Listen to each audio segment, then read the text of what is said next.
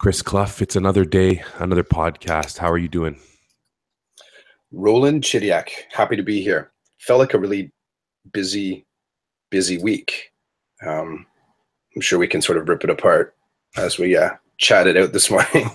But yeah, felt like there was a bunch of stuff. It's a week that looking back,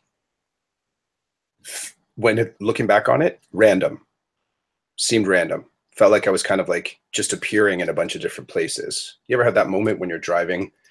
You kind of cue into your center and you realize where you are, and then you play back all the turns and the stop signs and the stop lights, and you think to yourself, how did I ever navigate that? Like I was kind of on autopilot. I get that. The driving thing, I totally get that. And it messes with your mind, right? Because Mhm. you're like, how did I? Because that's dangerous. That's really dangerous. And I that's what this week was like. I found myself arriving in places, not really mindful of the travel between. Told me a little bit. I don't like existing in that space, and I can't account for it. Maybe secrets will pop up in our conversation today. I don't know how I made it through the week that way, because normally I'm a little bit more focused. Um, okay, so the week. Well, here's the interesting thing about my week. Number one, I can totally connect with what you're saying. There have been days where I've arrived at work and it felt like I had no awareness of how I got there. But I want to say to that point that I think when you're driving, and that and I've heard this happen to many people. I think that if something happened in the middle of the drive that required us to snap out of autopilot, I think that we would in an instant. That's the first thing. The second thing is that it just seems to be so common. Like I've spoken to many people about this automaticity and getting to where you're going without even thinking twice about it. But you only realize that after the drive. You don't realize it during the drive. So I always feel it when I get to work. I'm like, whoa, how did I just get here? And then I wanted to say that on Wednesday, for me, it felt like Friday. So I was in big trouble because I was walking around Wednesday afternoon with the Friday feeling. And I was talking to my colleagues and the custodian, and I'm like, guys, I'm in big trouble. Like it feels like it's Friday today, but it's only Wednesday. So then Thursday and Friday were really difficult in terms of just mentally getting through. Like, I guess you could say, if you asked my students, they would tell you, I would think they would tell you there was no difference in me. I was just doing my thing and working with them. But to me, Thursday was tough and Friday was even tougher. And I made it, but I was done by Wednesday, and I'm not even sure why.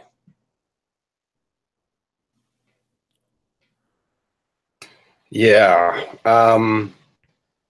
There's something funny about that, eh? You sort of go into your Monday with a whole bunch of stuff that's scheduled between meetings and classes and the lesson planning and um, the sub list of photocopying and creating and getting all the little resources aligned. I feel you. If you make it to Wednesday, and it's a weird mental moment where you sort of, the whole body, whole soul is like, tomorrow's the weekend, right? And often that my cue to this is my own children, where you sort of ask me, is it the weekend yet? And you kind of play it off as a little bit comedic because it's like Monday morning Hmm. and they wake up and they mention that. But there's something to that energy, right? That they actually, something in them is telling them should be a day off. And they're wrestling. I can see they're wrestling with this. And I can see when I say, no, whether it's my son or my daughter, I'm like, you know what? We still got another 4 days. And the look on their face is quite remarkable because it looks, goes a little something like this, right? So they come out of their bedroom, they're like, is tomorrow the weekend? And then I throw down, no, we still got another 4 days. And they go from real pensive about it, and it knocks them down. And the truth of it is that they have stuff they got to get to as well in the week. They don't carry their agenda with them in the same way that I do, or I imagine Any adult does. Found that expectation, that body expectation telling you you deserve a down day, and tomorrow ain't it. It ain't it. And I think when you expand that out into where those points happen for each of our colleagues, really interesting scatter map of energy and high and low tides, and it starts to kind of, if you can pick up on it, I think that could be a pretty powerful cueing system. Because you imagine if we could sort of do a little better job of figuring out when others around us are in that mode and help lift them kind of out of those moments, or someone see us in that mode and lift us out of it. I've found that's a very singular moment. Like, you just got to find a way, like, oh, I'm going to got to do something to make it through Tuesday, Wednesday, Thursday, Friday, especially if that moment hits on a Monday. Oh. Well, I have two of those moments that have helped me get through the week, and I wanted to talk to that about it with you today. So, two things happened this week at a professional level, at a collegial level, that really energized me. And one was a friend of mine who's also a teacher sent me a link to his first blog post ever. So he started a blog, and he felt compelled to do so because he wanted to start to share his experiences in the classroom. So he's a French immersion teacher, and before that he was a core French teacher. So he had the opportunity to get his own classroom, to have his own students, and he went for it and he was successful. And now he's finding in the day-to-day work as a classroom teacher, things are popping up, and he's reflecting, but he wants to take it to the next level. So he started a blog, and I got a text from him saying, "Hey man, I started a blog, check it out." And I did. And I responded, I told him, like, I was really proud of him for taking that leap. And that it's a journey that can lead him down many different roads. So that was the first thing that was pretty cool. The second thing was, there's a teacher in Cambridge with my school board, and him and I have been going back and forth making short YouTube videos to engage our students and to connect with one another. And in the middle of the week, I got an email from him with a link. So I click on the link, and he created a quick YouTube video of him on his phone. Usually he does it like from his desktop computer in the classroom, but he used his mobile device, and he made a quick video for me and my students to tell us that we matter, and to show us some of the stuff in his room, but bringing it back to us and how our existence plays a journey in his role as an educator. And I was just so excited to see two of my friends who are also teachers take this step outside their comfort zone, recognizing that they need to do something for their own growth, and just doing it, not worrying about the logistics of it, just doing it, jumping in, and then sharing it back out. So that, I told them that what they did energized me. I told them that I enjoy being part of their journey. I enjoy hearing about their risk taking. I enjoy hearing about how they're growing, because we're all kind of in the same boat. And, you couldn't find two nicer guys. Like, aside from being great educators, these two guys are guys that, I'm honored to say I'm in their circles, kind of thing. So those two things kind of helped me get through. So on the Thursday and Friday, I would just kind of think back to the blog post I read, to the video I saw. My kids and we made a video response back to the one teacher, because I have permission from my students' parents to put them on YouTube. So we created a video to say, we appreciate his message, that he matters as well. Wish him a happy Thanksgiving, and to give my students a taste of what it's like to be captured on video and to have it out there for people to see. So it was a great learning moment, but it was also just a real nice way to kind of throw back at him and tell him, let's keep this going. Let's keep this going so it becomes normal for you, and then you can harness that with your students and for your learning. So I just you allowed me to segue perfectly into that. I love this the necessary interruptions. It's not the right title, but maybe I it's like it though. I like that. No, maybe I'll roll with that. Necessary interruptions. Like last week we were talking about you don't only know, but one of the indicators that you need to kind of switch something up, or we were talking about time and the use of time, and need to switch something up in regards to time, let's say, is when your community reaches back and says, they have another thing they would like you to do.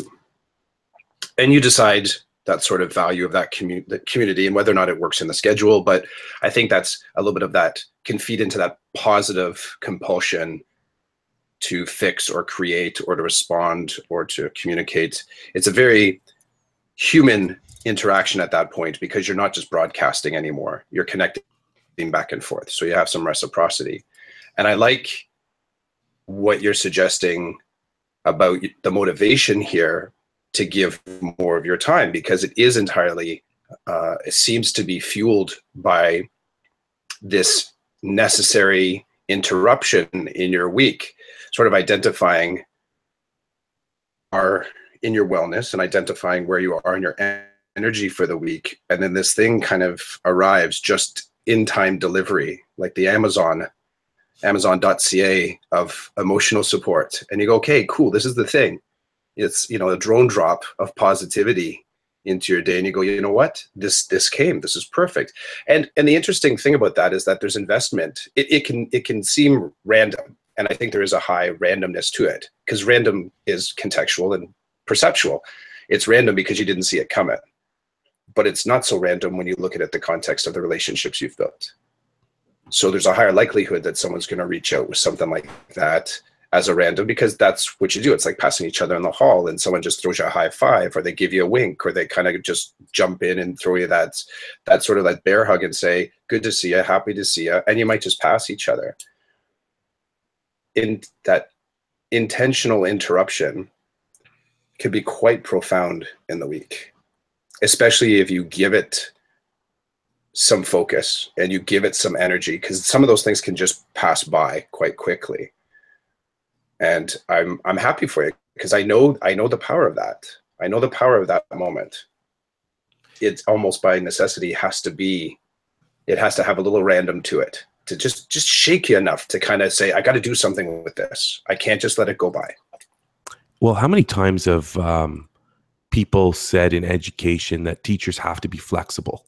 How often does that come up? Does it only come up when your administrator needs something from you and then uses that to say, well, we need to be flexible? Or does that happen, when you find out from your colleague that there's somebody in to do a talk to the junior division, and then they tell you, well, you're going to have to be flexible? Well, I think that applies to this situation as well. I mean, I really like what you're saying about the term you're using, necessary interruptions, and the randomness of it. And I appreciate that. But it made me think right away of how often are we told as educators we need to be flexible because you never know what's going to happen. Well, in this situation, I didn't know I was going to get this email. But this situation, this necessary interruption, this random email with the video link, it was an amazing learning opportunity for my students. It was a teachable moment, and I was not going to let it pass because there was so much there. So when my students saw it with me, because I know it's safe, he wouldn't have sent it via school email if it wasn't something legitimate for like an educational setting. But we watched it, and I said to them, okay, like, what do we do with this? We just have a person here who tells us that we matter, who tells us he's taking a risk by connecting with us via his mobile device for the first time ever. What do we do here? How do we respond to this? And it was an amazing conversation about being human It was a great conversation about digital citizenship in terms of, well, we respond, we do it the same way he did it, which means we're going online, which means we have to act a certain way. We need to think about certain things. We need to be present in the moment in order to make, rational, good decisions. And there was a technical piece. This is how you do it. This is how we will make a video in our class today. These are the tools you're going to use, the step by step. So it had a little bit of everything there.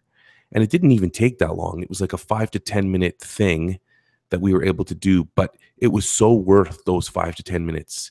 It was so worth my flexibility at that time. And now we have an archived model because our response to him is on YouTube, on my teacher channel. We have an artifact. And after we created it, the kids went home, watched it some more, and shared it with their parents and shared it with their friends. And the next day they come back and they're talking about this video. And if you just stop and think about that for a second, you got these kids going home, watching a teacher's YouTube channel and being excited about it. It's not one of these popular YouTubers or whatever. Like, they call me a YouTuber now. And I'm making videos with them, about educational topics. But it's just funny how their mind shift has already shifted from these YouTubers on YouTube who just do video game stuff or whatever into the educational realm. Like, hey, our teacher does this, and look at what he's doing with this and why he's doing it. It's such an amazing experience. It's such a neat awareness to have, and a different spin on a tool that people refer to as like a troublemaker, when really in this situation, it's being used for good. It's being used for education. It's being used to prepare people for tomorrow. And so I thought right away about how I've been told over the years many times, you need to be flexible, because there have been days where I walk into the office and I say something and it sounds just completely off the wall. And they're like, Rolland, you need to be flexible. Come on. And I'm like, yeah, I get it. But I'm just trying to share my frustrations with you at the moment, because me being flexible at the moment is getting in the way of other things that I feel need to happen. But ultimately, in the end, I totally get it. So it's just, I think what I'm doing here is I'm throwing back the flexibility at the people who might say to me, wow, what a waste of time. And I say, no, I was being flexible. It was a teachable moment for me and my students, and we rolled with it. I love that being flexible philosophy. You make me think about moments where they disrupt my day. Okay, made me think of a couple things. So that idea of being flexible, it definitely doesn't happen in the moment unless you've pattern of behavior. Someone tells you to be flexible in a moment where you are definitely locked up and not feeling any flexibility is pretty much akin to someone telling you to calm down when you're freaking out. Like, it's the wrong, it's the wrong kind of tool to sort of bring you back from that trigger moment, right? So I think flexibility, that idea of flexibility, it's a far broader kind of paradigm, let's say, within education. And I was in some Twitter conversation when they were talking about, I forget, something to the theme of disrupting your teaching, trying to be an innovator, the challenge of change, all the buzzwords. What I contributed to it is flexibility, fine, but I'm constantly scrutinizing where the flex points in the system where that flexibility can be normalized. So if you're where there's some, so for me, it might be a student, having, they have to work on. And the suggestion to me is that to be flexible in the order of those courses. Now, that's just a matter of fact. I've done that forever. So a kid coming to me from another school, they may have, it goes, in the day goes 4 periods: English, science, geography, art. And part of it, when, you know, getting to know the kid, they love art, they're lukewarm to English. So the flexibility, the imposed flexibility or the suggested flexibility is that talk with the student and see if there's an order of operations switch up. So can we do a little bit of art spread across the day, and that becomes the front end to getting the other courses done? And I'm okay with that, and I espouse that, and I go there because I understand that that bit of flexibility is the right type of flexibility, especially student-centered, and it's manageable and it makes sense. Moment though of agreeing to being flexible and calling it out. What are we actually doing when we're being flexible? I think in the larger system starts to disappear. Because in my mind, me being flexible by rearranging courses, I wonder where are the flex points in the system where this micro moment between me and the student makes it out into a system change.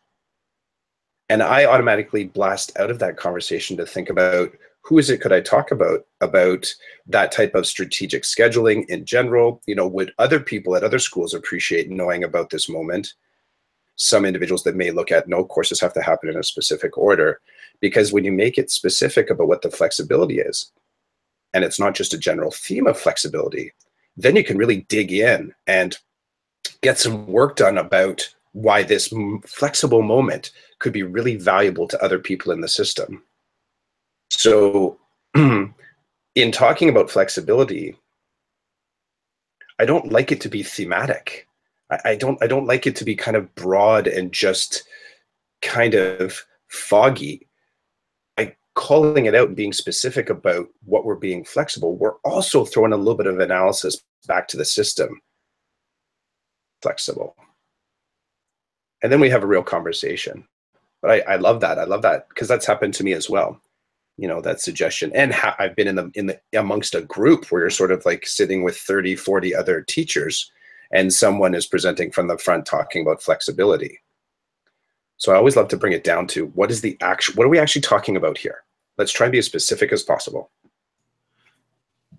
Well, I guess then when you're specific, then you know exactly kind of what to expect and where people are coming from with it.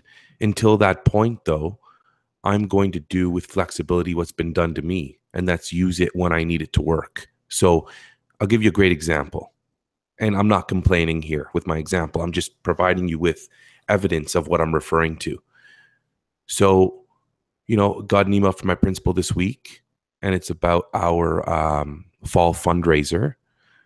And the principal's saying, and I know her well, so she's being genuine here. She's not trying to give us more work. She's being authentic and saying, like, if you have any artwork that we can use to kind of advertise our spooktacular Halloween-a-thon type thing, send it to the office because we could use it. Well, right away, I think, okay, this is a great opportunity for me to engage my students with visual arts around Halloween for the purpose of providing decoration for our upcoming fundraiser. Now, that might not fit with any of my visual art plans for the month of October, right? It might not fit with something I may have already planned. And so for some teachers who, you know exactly what they're going to do in October for visual arts, this can be seen as a request that does not fit with their schema of what's going on right now and could cause them some stress and frustration. And for me it's a great opportunity to be flexible because I have a couple of ideas, but I feel like I can go down this road. This is a valuable path to take because my students can do visual arts and enjoy themselves, and we can serve another purpose by providing our creations for the school to help decorate for our fundraiser. But what if I decide not to go down this path? What if I decide, oh, I appreciate this opportunity, but I'm not taking it? Well, if you don't know who you're dealing with, you run the risk of looking like someone who's not a team player, looking like someone who doesn't care about the school community, looking like someone who just isn't going to play ball. Now, in this situation, as I said, it's none of those things. And my administrator is a very authentic person, in my opinion. And she's simply putting it out there so that we can assist if we feel we can. She really is that type of person. But what if she wasn't? What if the email was, we need the art, and you read between the lines and you know that that's what you're going to be doing? You're going to be creating some type of artwork for this thing, but maybe you didn't plan for that. And now you're going to get the, well, you got to be flexible in education. You got to be flexible as a teacher. And going back to what you're saying, when everybody's on the same page about what that looks like and what it means, it's great. But until then, the ambiguity of it, I kind of like it because I can use it to my advantage. Many people can, depending on their context. So I get what you're saying and I get where you're coming from. And I don't see it going down that road. I just don't see it happening at a school level. Maybe there's a system level definition, or something that comes from teachers college where they're teaching new teachers how to do the work, how to get in there and make learning happen. But I mean, like on the front end where I'm at, there's nothing like that.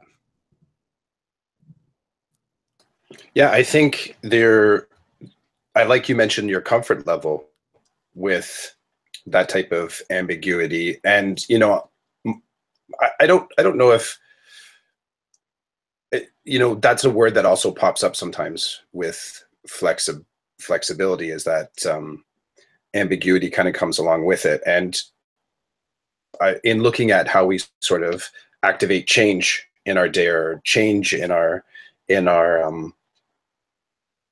pedagogy, or any sort of change that sort of takes us out of our comfort zone, that is, I think, one of the elements of it, is that you have to be comfortable in that ambiguity, because that ambiguity is that moment when the baton is being passed to the other hand. And in that moment, the transition sometimes is entirely supported by how well do you mitigate that moment when the baton goes from one hand to the other. Last week, I was talking about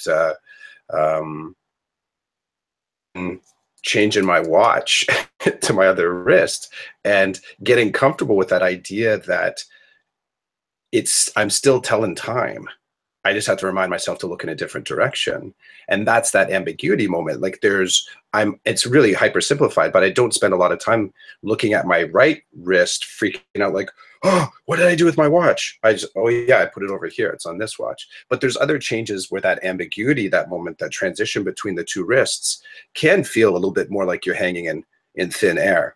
And part of making it specific help other individuals that want to change and want to be flexible. It gives them a little bit of a ladder to walk up.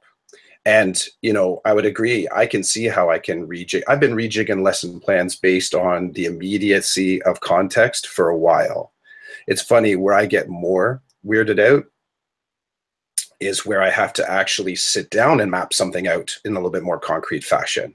Many of my lesson plans are mind maps built in a program called Curio. And they're hyperlinked all to the wazoo. And some of those hyperlinks go back to like the straightforward version. When I lay it out tree style, it's a singular connection. It goes from lesson 1.1 to lesson 1.2. So that's the standardized, I got a binder mentality of lesson planning. If I exist on just one of those maps, though, I have hyperlinks out to tweets that I've made. I have hyperlinks out to work that other students have done, maybe a video, maybe an activity that I've found. And I've coded in such a way that I can go through the sort of steps of a single mode lesson. But I've also provided this really bizarre mind mapping, as in, here's where the learning took us last time. And it's all right there for me to grab. So I've made it very specific as to where I could go, and I've used the tools to help to remind me how to get there. But I would say that the kaleidoscopic, man, like I can't, a lesson for me talking about, for if the source material is of mice and men, like that's one lesson that could be a whole year's worth of inquiry if I sort of broaden every single aspect to it. So when a leader in the school is suggesting to be flexible, I think it's important to address both sides of that. As in, for those of you that are good to go for it. For those of you that want some structured suggestions, here's how I see it. Go with your passion right now if you can do it. And it can be permission that way, that it's okay to not follow your plan. Or inspirational, where the leader says, you know what, when I did this last time, here's how I kind of rolled it out. So you're given sort of like a concrete method, but it's not being enforced. It's like, you could grab this resource, right? And then I think there's also a valuable moment for maybe the administrator or the leader to say, I'm going to leave you with that for a second. How about you talk about it amongst yourselves? So then you can have some capacity building conversation about what it means to be flexible and dealing with change. And for better or for worse, you're going to get some really interesting crowdsourced moments without, let's say, the leaders walking around taking the notes about what was actually being discussed and what the intentionality is. So then you go from flexibility, you pass through ambiguity, and you arrive, and you probably feel kind of cool with it, right?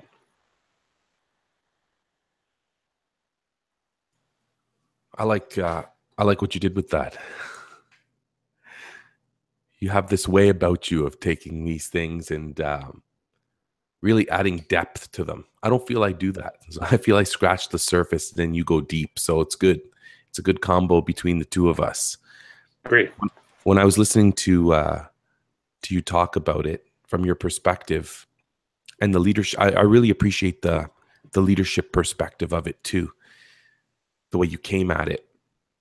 I don't think that you've talked about kind of your highlight of the week or your not so highlight of the week. I'd love to hear about kind of what stood out for you, because you and I didn't go back and forth much this week in terms of texting and talking about what was on our mind, which told me that you're probably really busy. But we did, when I said, hey, are we still up for the podcast this weekend, you did throw something at me in terms of your thought process. I just wonder if you'd like to go there now. Remind me. That's hilarious, because I know we talked. I know we touched base at least once. Do you remember what it was I threw at you? I can go back. Was it through message? Probably, right? It was mobile device texting. Basically, you had a couple of ideas that were just kind of like not too specific, kind of broad. And then I think I came at you with my buddies and what they had done this week. It's not coming. It was general. It wasn't really specific on your end. Mm-hmm. I think you had a couple of ideas. We were text. This is through text, though, right? Yeah, it was probably through text. Okay. Which Let's was, see. you know what? It was crazy. I remember. What was I it? remember. I remember now. It was I think we were talking about, was it about IEPs? Yes, it was about IEPs. Yeah. Did I tell you that I was dying with my IEPs? Did I say that? Yeah. Yeah.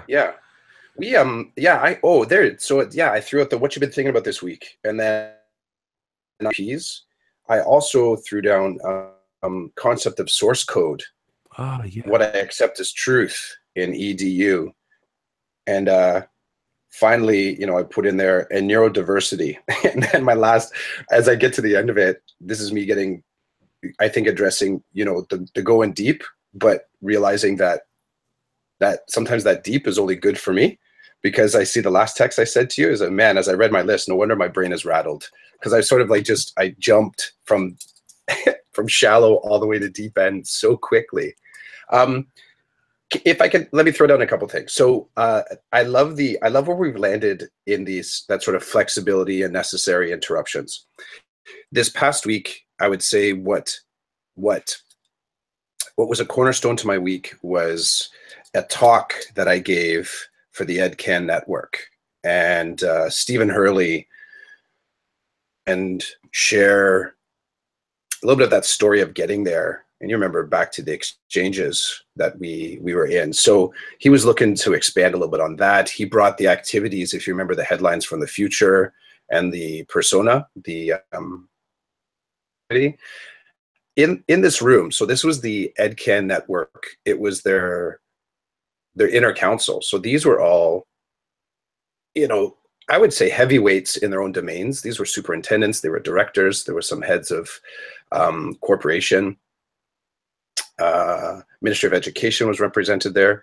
So I thought, you know, hey, why not? Just like, I'll do it. I'll go give a talk. So I put together a talk that spoke from my context in working in Access. There was a colleague there, Candide, and you may remember she was, at the time when we were doing the exchanges, she was associated with the Trillium School. Now she's in Toronto. She's big thumbs up. And she is now a special education consultant for TDSB. So the opportunity to go there and talk was really, it was the necessary interruption. And I'm gonna post up my talk eventually. I captured the audio, so I haven't decided how I'm gonna sort of put that together. But suffice it to say that was definitely a moment outside. Here are a bunch of my thoughts. As I'm sitting there in the room with the individuals that are there, and I don't know any of them. A couple of them I kind of, Dean Sharesky was there, didn't get a chance to meet him. Donna Fry? I think that's her name, Donna Miller Fry. She was there as well, got to chat with her a little bit. Some of the people from CEA were there, you know, CanEd Network. So I recognized faces in the room, but I really felt I was slightly outside their bubble, which I kind of dug. I thought, you know what, then I can come in, I can speak from center, I can share my story, and if good stuff happens from this, authentic, and they're gonna have something authentic to sort of chew into. So I got up, and Candide and I were talking after lunch. So I got there earlier in the day and I got to listen to some of the presentations, and I did my talk, and then a few people reached out. And, you know, the whole time back to my mind was, I never saw this moment coming when I thought I would become a teacher. I didn't see myself going into the classroom as having an opportunity to speak about my experience outside the classroom. And just like that moment, when your colleague reached out to you, though it's just a snapshot right now, there is a randomness to it. It's like, what am I doing in front of these people? Well, you know, like, what, sharing my story. But then you sort of do the legs up to it. It may be the offer, but you see the seeds that increase the possibility of something like that happened have sort of been planted all along the path in my career. I had a really interesting moment there where I thought, you know, I can't imagine how I got to the spot where I was talking about it. And that's the thing about imagining, is that you often do it before the thing happens. Maybe that's what's at the heart of my work, is that I'm not thinking forward, that I'm trying to leverage something. Kind of doing my thing and trying to connect with people. And some of those connections are working well, much like how you mentioned with your colleague. That's the first part. The second part to this is that I also thought about how do you create this, how do you sort of take this moment and turn it into a little bit of a, you could do it too. Because there's other individuals out there that up their space. I would much rather have them out, you know, sharing their story and connecting with groups like this. And the final thing actually came as a result of Noah Daniel reaching out to me and mentioning that she had heard about it, and her very kind and very supportive. She's like, you must be proud, because I'd heard that it was received well. And I guess I am. I guess I am proud. I am proud that I was able to be in that space. My response was actually, I spoke from center. I'm there. I hope that my story echoes through their work as they leave me.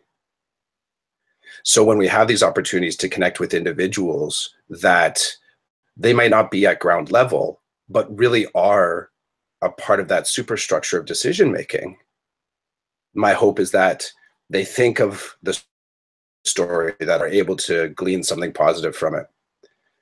So that was my big thing for the week, and yeah, I'm still reflecting on it. I'm glad that you shared that because I didn't know that that happened. So good for you. And I'm thinking what a wonderful representative you are of the group in Ontario that was brought together. I mean, when we were at the regional exchange, I felt like I was surrounded by amazing all stars, and so to hear that you were one of them to get the opportunity to speak to the upper echelon, I guess, of the EdCan network, I'm like I think it's amazing. So well done, Chris. And I made a note here. Um, that you are a wonderful representative that came from the regional exchange and that your story of getting there is it's different than, in my opinion, it's different than um, the stories of all the classroom teachers, the traditional classroom teachers. So in from, this is my opinion, I'm really happy that they got to take your unique story and having you share it with them. And I would love to hear the audio at some point when you're able to push it out, or even if you could get me a link, I'd love to hear what you had to say. Yeah, maybe I'll connect it to the blog post for this week. Might be just a Okay. simple place to hang it. I'll put it together. I've been trying to figure out how to marry the audio with the slides, because it was only 9 slides long that I had. So just trying to figure out how to do that basically for free. Like, I don't want to buy an extra app. I don't want to do anything. I want to figure out how I can extend that soundtrack across it. So if you have suggestions on that, I don't know if, I guess Photo Story might do it. I don't know if you can mess with the transit. Basically, here's what I want to do. Have the audio start, but to be able to change the slide transitions to harmonize with the sections in the talk. Right. Yeah, so I need to, like, one slide is up for, so I think it's about a 19-minute talk. Mm-hmm. So like one slide is up for 2 minutes, and then the next slide is sort of up for 45 seconds. And then the third slide is up for 3 minutes. So each transition time is all the same, but staying time on the screen would be up for a different amount of time. So I haven't found that tool yet. Okay. I'll start thinking about it. Which reminds me, okay, so I want to talk about the regional exchanges for a second. Then I want to talk about Mm-hmm. the father of Voicehead Radio, Stephen Hurley. So the regional exchanges, powerful experience, and I would love to talk to you more about your experience there. And the second thing is, we never got any traction with Stephen Hurley. We tweeted him out, and he's not really tweeted back about our talk about him on the podcast. I know he's really busy. Yeah. So it's interesting. So I saw him, and I sat with him, and he asked about, he said, it was just sort of like, so how's it going with the project with Rolland?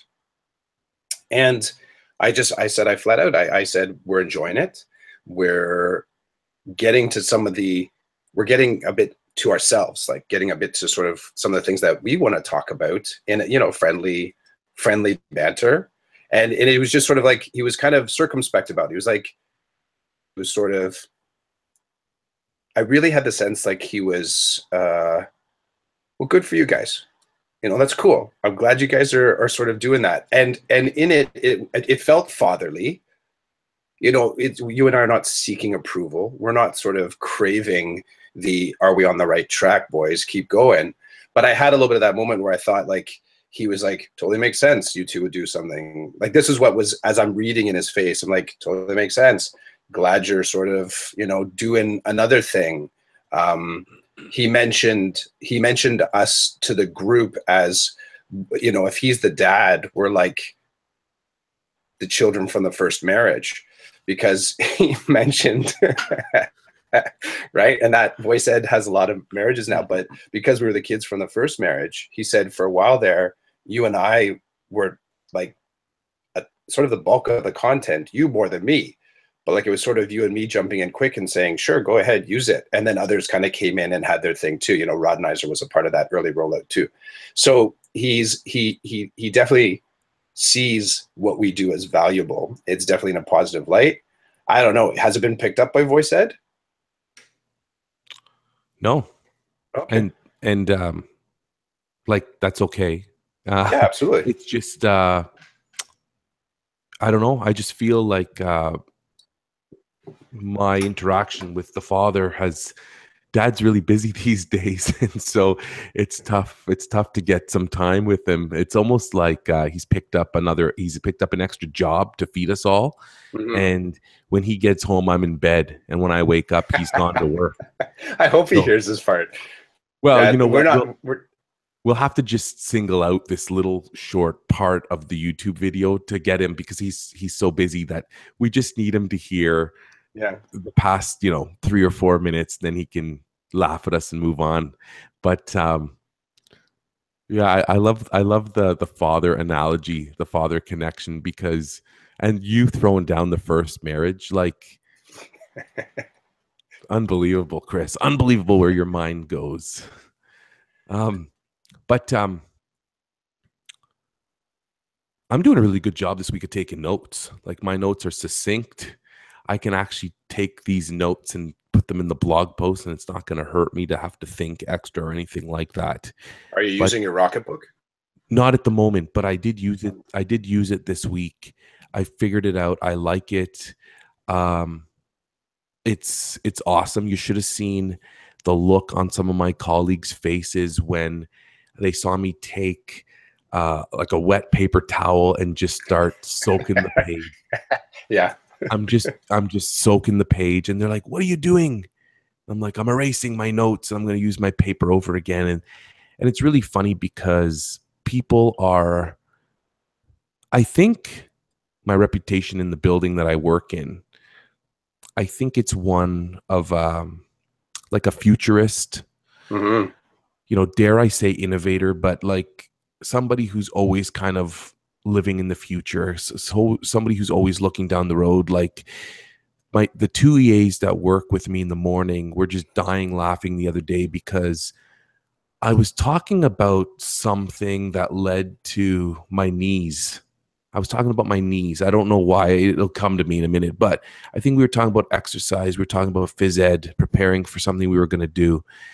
And they made a comment like, well, are you going to be able to keep up with us? And I said, I don't know. My knees are kind of bothering me today. And I explained like why. And then, one of the kids said, well, what are you going to do about it? And I said, well, I'm waiting for someone to create a knee brace that will basically take away like any kind of discomfort from my knee, any kind of joint work, and do it for me. So like a mechanical knee brace that is like of the future. And I'm Mm-hmm. describing it, and they could totally tell I was into it, right? And then they start with, why don't you create it? Why don't you invent it? And whatever. I'm like, no, listen, I got a lot of things on my plate. I just want somebody to make me a knee brace that I can throw on my knee and kind of just start running like the wind.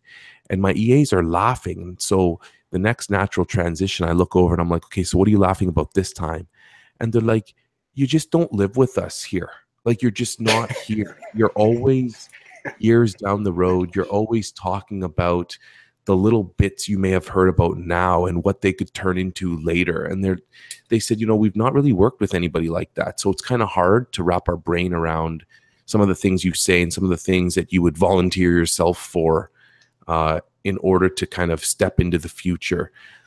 And I take that as a compliment. I take that as a full compliment, because this is where I find my joy. This is what interests me in life. Aside from my family and doing little projects like what you and I are up to, I enjoy reading about that stuff. I enjoy talking to people about that stuff. So I think with the Rocket Book, people are just like, oh, it's just Rolland doing his thing again. Wait until I get my new watch. I ordered a watch um, that is that looks like a simple everyday analog watch, but it's a smart watch and it does all kinds of digital things behind the face. And so, they're going to fall off their chairs when they see, because right now people's ideas about smartwatches are that they're digital, that they look a certain way.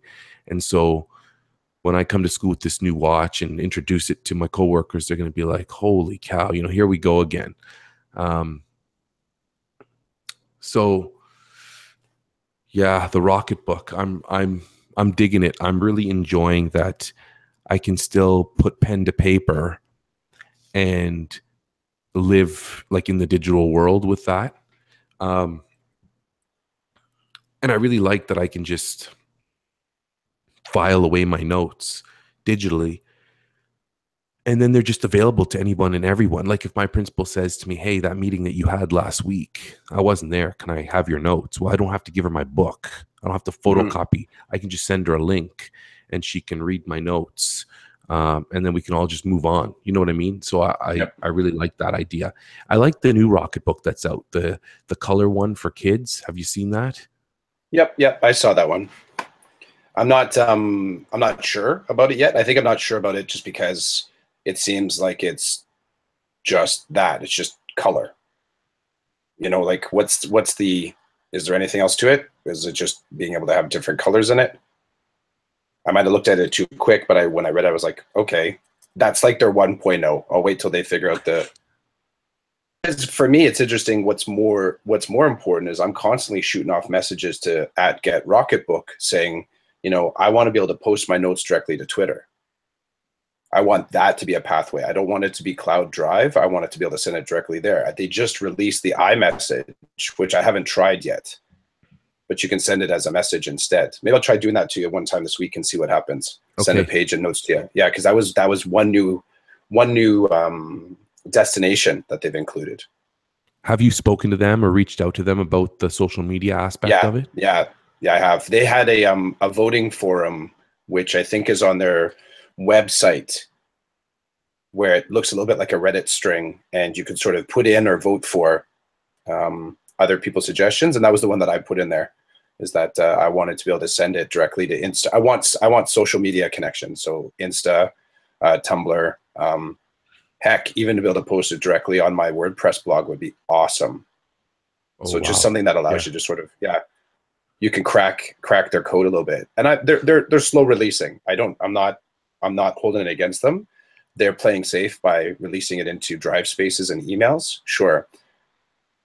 Early adopters of this thought, not the tech, I have no doubt are wanting to be able to post directly to 2.0 places like social media and blog spaces for sure. Oh, I agree. I mean, that's where people live, and they want to be able to share what they're doing with where they're living, right? So I get that. I really like what it can do for me right now, but I like the idea of the texting. So I'm looking forward to seeing how that works out on your end. And for sure. Instagram. Wow, that'd be powerful too. It's good stuff. I think they'll get there. Like you said, I think they'll get there. I'm excited by their 1.0 stuff. And so my mind will be blown, I guess, when they go 2.0 and 3.0, and we'll see what comes after that. But keep your eyes open for any kind of knee brace that can turn my legs into superhuman strength and speed. That'd be cool. Can I throw down just a couple things before we wrap? Yes, throw down. So I reached out to a bunch of people last week about that. Where do you spend your time? Remember talking about the 7 hours thing? Kind of blew my mind. Like, what am I doing with that time now? And it was interesting. The bulk of the responses that I got back were around how to manage the system, not how to manage self. So suggesting things about it. Okay, so not necessarily. I'll give you an example. Not going to meetings that have breaks in them. As an example. So in that I get, okay, there's a self suggestion, but what if you do have to go to that meeting? Yeah, what if you do have to go to that meeting? So the counterspin would be, how do you suggest to the system that that type of meeting is ineffective? So that time saved is given to everybody. So that was the first thing. And the other part too is I didn't have anybody really suggest or mention back how they use their time. So when they realize that they've saved time, what are they doing with it? So I've been a little bit reflective on maybe I didn't ask the question well. But that was some of the feedback from last week. And just moving forward, I may have conversations this week about people about the necessary interruptions. How are they when those moments come their way? And I'll bring some of that to our talk next week. Right on. And that's all I got. That's Sounds it. good. Well, for people Okay, that I don't know are listening later on or whatever, this is Canadian Thanksgiving weekend. So, Chris, I hope that you and your family have a wonderful Thanksgiving. Thank you. As well. Enjoy that quality time with your loved ones. I will. Off to get pumpkins and start prepping for the big meal. Sounds good. We have hockey and more hockey and more hockey and then gathering with the family for that nice meal and the time to spend together. So I'm have a looking good one. forward to it. I'm looking Yeah, me forward to it. too. It's a great time. And hopefully we'll be back sooner rather than later. Into you for next week. Let's chat again. For sure. Take care, buddy. You too. Take care.